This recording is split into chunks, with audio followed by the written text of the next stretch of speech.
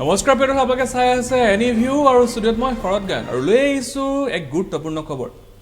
আপোনালোকেও চাগে বিৰিয়ানী খাই ভাল পায় আৰু আপোনালোকেও গুৱাহাটীতে বসবাস কৰে, কিন্তু গুৱাহাটীৰ বাসিন্দাসকলে এতিয়াৰ পৰা বিৰিয়ানী খাবলৈ চিন্তা কৰিব লাগিব, কিয়নো বিৰিয়ানীৰ নামত একাংশ ৰেষ্টুৰেণ্টে খুৱাই আছে বৰবিহ আৰু এইবাৰ সেয়াই হোৱা দেখিবলৈ পোৱা গ'ল। এই ঘটনা সংঘটিত হৈছে গুৱাহাটী জু ৰোডৰ দিল্লী দৰবাৰ নামৰ এই বিৰিয়ানী দোকানখনত। সেই বিৰিয়ানী দোকানখনে ৰাইজক বিৰিয়ানীৰ নামত খুৱাই আহিছে বৰবিহ। বিৰিয়ানীত ওলালে এটা পঁইতাচোৰা আৰু যি কথা ৰেষ্টুৰেণ্টৰ কৰ্মচাৰীসকলক অৱগত কৰাৰ পিছত তাত সৃষ্টি হৈছিলে খণ্ডযুদ্ধৰ। আমি সবিস্তাৰে সমগ্ৰ খবৰ লৈ আহিবলৈ চেষ্টা কৰিছো।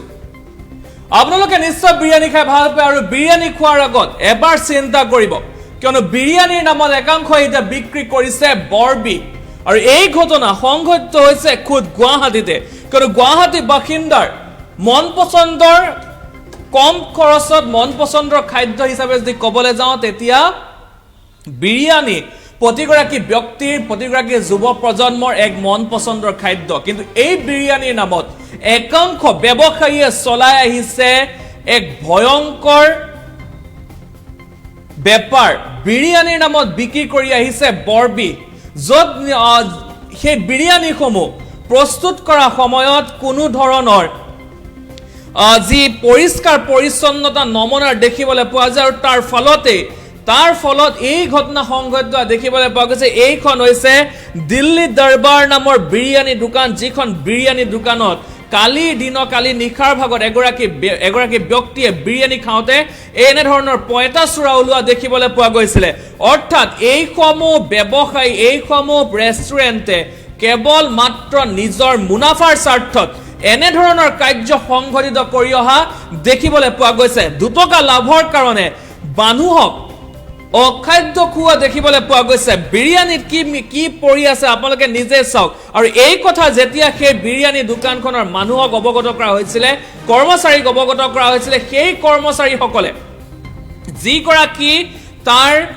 যিগৰাকী লোক আছিলে সেই ব্যক্তিজনক অৰ্থাৎ গ্ৰাহকজনৰ লগত খণ্ডযুদ্ধটো লিপ্ত হোৱা দেখিবলৈ পোৱা গৈছিলে।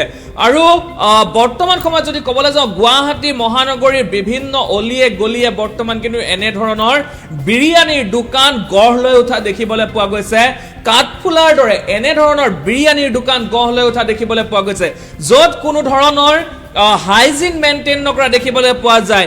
কেনেদৰে বনাইছে, কি কৰিছে, ভিতৰত বনাই থকা দেখিবলৈ পোৱা যায়।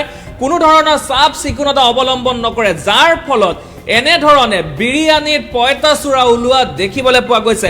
এয়াই প্ৰথম নহয়, গুৱাহাটী মহানগৰীত এনেধৰণৰ বহু হোটেল ৰেষ্টুৰাণ্ট খাদ্যৰ নামত বৰবিহ খুৱাই অহা দেখিবলৈ পোৱা গৈছিল। আৰু এইবাৰো সেই একেই ঘটনা সংঘটিত হৈছে গুৱাহাটীৰ জু ৰোডত স্থিত দিল্লী দৰবাৰ নামৰ এই বিৰিয়ানী দোকানখন। তাত লিখা আছে দিল্লী দৰবাৰ নাম্বাৰ 1 চিকেন বিৰিয়ানী, অৰ্থাৎ নাম্বাৰ 1 চিকেন বিৰিয়ানীৰ নামত খুৱাই আছে কিন্তু পঁইতাচোৰাৰ বিৰিয়ানী। আপোনালোকে দেখিবলৈ পাইছে এইটো পঁইতাচোৰা, বিৰিয়ানীৰ মাজত পঁইতাচোৰা ওলাইছে। আৰু যি কথা সেই হোটেলখনৰ কৰ্মচাৰীসকলক কোৱাৰ পাছত সেই গ্ৰাহকজনৰ সৈতে খণ্ডযুদ্ধত লিপ্ত হোৱা দেখিবলৈ পোৱা গৈছে। গতিকে এতিয়াৰ পৰা আপোনালোকো সাৱধান হওক।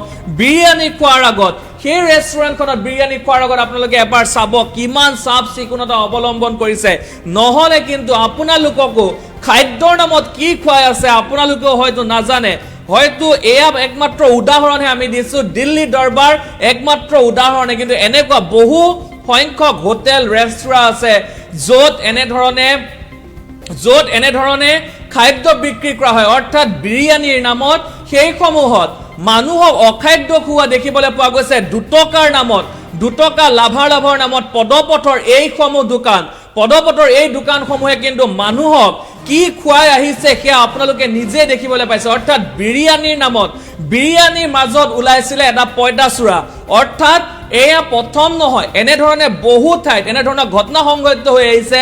খাদ্যৰ নামত ভাতৰ লগত বা বিভিন্ন পদপথৰ সেই ফুড ষ্টলসমূহত বিভিন্ন সময়ত বিভিন্ন বস্তু ওলোৱা দেখিবলৈ পোৱা যায়। কেতিয়াবা যদি চুলি ওলায়, কেতিয়াবা মাখি ওলায়, কিন্তু এইবাৰ এই দিল্লী দৰবাৰ নামৰ জু ৰোডত অৱস্থিত এই বিৰিয়ানী দোকানখনত ওলাইছিলে বিৰিয়ানীৰ লগত পঁইতাচোৰা। আৰু যিগৰাকী ব্যক্তি এই সমগ্ৰ যিগৰাকী ব্যক্তি এতিয়া বিৰিয়ানী খাবলৈ গৈছিলে সেই ব্যক্তিগৰাকীয়ে কিন্তু তেতিয়া সেই গ্ৰাহকজনে সেই যাৰ যিসকল কৰ্মচাৰী আছিলে সেই কৰ্মচাৰীসকলক অৱগত কৰিছিলে এই সন্দৰ্ভত যে বিৰিয়ানীৰ নামত বিৰিয়ানীত তাত পঁইতাচোৰা পোৱা গৈছে কিন্তু আটাইতকৈ আশ্চৰ্যকৰ কথা যে তাৰ যি কেইজন কৰ্মচাৰী সেই কৰ্মচাৰী কেইজনে অভব্য ব্যৱহাৰ কৰা দেখিবলৈ পোৱা গৈছিলে গ্ৰাহকজনক আৰু লগতে সেই কথা স্বীকাৰ কৰা নাছিল যে বিৰিয়ানীত পঁইতাচোৰা ওলাইছে গতিকে আপোনালোক সাৱধান হওক বিৰিয়ানী খোৱাৰ আগত সাৱধান হওক বিশেষকৈ যুৱ প্ৰজন্মসকল সাৱধান হওক কিয়নো যুৱ প্ৰজন্মৰ এক মন পচন্দৰ খাদ্য হৈছে বিৰিয়ানী পোলাও এইসমূহ হৈছে